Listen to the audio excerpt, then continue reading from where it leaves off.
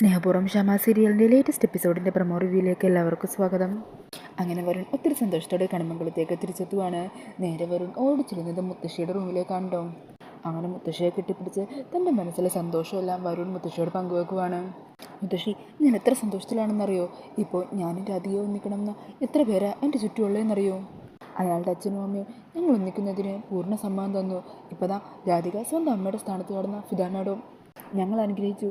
ഞങ്ങളുടെ വിവാഹം മുമ്പിൽ നിന്ന് തന്നെ നടത്തി തരുമെന്ന് മാഡം ഞങ്ങൾക്ക് വാക്ക് തന്നു. ഒത്തിരി സന്തോഷം മുത്തശ്ശി. അന്നേരം വരണ്ടി സന്തോഷമൊക്കെ കാണുമ്പോൾ മുത്തശ്ശിക്കും കൂടുതൽ സന്തോഷമാക്കണേ. മുത്തശ്ശി പറഞ്ഞേ, കാത്തിരിക്കാൻ ഞാൻ പറഞ്ഞതിൻ്റെ ഗുണം എന്താണെന്ന് ഇപ്പം നിനക്ക് മനസ്സിലായില്ലേ? എല്ലാ സന്തോഷവും കൂടി ഇപ്പം നിൻ്റെ അരികിലേക്ക് തേടി വരുമല്ലേ? അതേ മുത്തശ്ശി. ഇനി എന്താണെങ്കിലും രാധിക ഇങ്ങോട്ടേക്ക് കൂട്ടിക്കൊണ്ടുവരാൻ അധികം താമസമില്ല. അതിനു മുമ്പ് ഇവിടെയുള്ള ഒരുത്തിനെ പാടിയടച്ച് പിണ്ടം വെക്കണം. അങ്ങനെ അവർ സംസാരിച്ച് നിൽക്കുന്ന സമയത്തായിരിക്കും പ്രിയങ്ക കണിമംഗലത്ത് തിരികെ എത്തുന്നത്. അങ്ങനെ അങ്ങോട്ടേക്ക് വരുന്ന പ്രിയങ്കയെ കണ്ട് വരണാകിയ ദേഷ്യത്തിൽ നിൽക്കുവാണ്. പ്രിയങ്കയെ തടഞ്ഞുകൊണ്ട് വരുൺ പറയണേ, എങ്ങോട്ടേക്കാ? ഇനി നിൻ്റെ ഈ സ്ഥാനം ഈ വീട്ടിലല്ല, ഈ വീടിന് പുറത്താ. മര്യാദക്ക് നീയായിട്ട് സ്വയം ഇറങ്ങിപ്പോയാൽ നല്ലതും. എൻ്റെ ജീവിതത്തിൽ ഒരു സ്ഥാനവുമില്ലെന്ന് പണ്ട് മുതലേ ഞാൻ പറഞ്ഞുകൊണ്ടിരിക്കുക. ഇപ്പതാ എന്നെയും രാധികയും ഒരുമിച്ച് ജീവിക്കാൻ നിൻ്റെ അച്ഛനും അമ്മയും വരെ സമ്മതിച്ചു കഴിഞ്ഞു. ഇനി നിനക്ക് നാണമില്ലേടി ഇവിടെ ഇങ്ങനെ കടിച്ചു തൂങ്ങി നിൽക്കാൻ? അതുകൊണ്ട് എന്താ നിൻ്റെ തീരുമാനം? നീയായിട്ട് ഇവിടെ നിന്ന് ഇറങ്ങിപ്പോകുന്നോ? അന്നേരം പ്രിയങ്ക പറയണേ, എൻ്റെ തീരുമാനം ഞാൻ ഓൾറെഡി പറഞ്ഞു കഴിഞ്ഞിട്ടുള്ളതാണ്. ഞാൻ ഇവിടുന്ന് എങ്ങോട്ടും പോകാൻ പോണില്ല.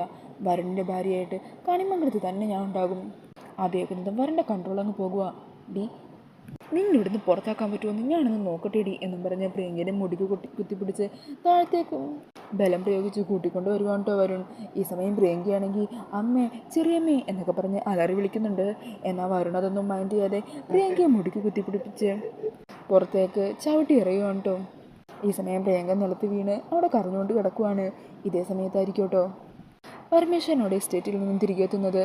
അങ്ങനെ കാറിൽ നിന്ന് ഇറങ്ങുന്ന പരമേശ്വരൻ കാണുന്നത് പ്രിയങ്കയെ മുറ്റത്തേക്ക് തള്ളിയിട്ട് ഉപദ്രവിക്കാൻ നിൽക്കുന്ന വരുണിനായിരിക്കും കേട്ടോ. അങ്ങനെ അച്ഛനെ കണ്ട് പ്രിയങ്കയോടുള്ള ദേഷ്യത്തിൽ ഉറഞ്ഞുതുള്ളി നിൽക്കുകയാണ് വരുൺ. പിന്നീട് കാണിക്കുന്നത് ദേവനെ കാണാനായിട്ട് റൂമിലേക്ക് കയറുന്ന യശോദേനും രാധികേനെയാണ് കേട്ടോ.